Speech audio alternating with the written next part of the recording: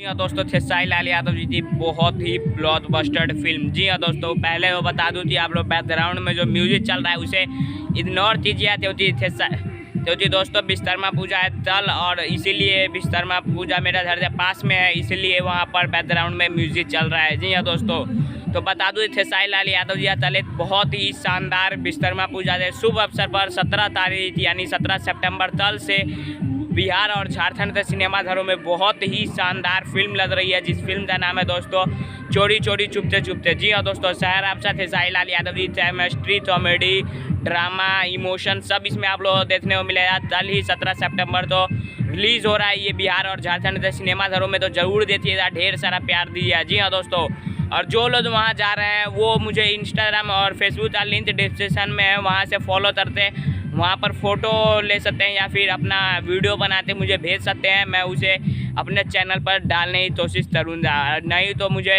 Photo वहाँ से ले रहे हैं तो मुझे टैग करिए आप लोग फेसबुक पर, और वहाँ से मैं आपको रिप्लाई भी करूँगा और आपसे फ़ोटो से वीडियो भी बनाऊँगा, आपका नाम भी लूँगा वीडियो में। जी हाँ दोस्तों, तो आप लोग ज़्यादा से ज़्यादा टैग कीजिए और कल जरूर जाइए 17 सितंबर, तो बिहार और झारखंड में लग रहा है चोरी चोरी चुपते चुपते तांडव मचा देना है। मिलता हूँ नए वीडियो में, तब तक के लिए जय हिंद जय भारत।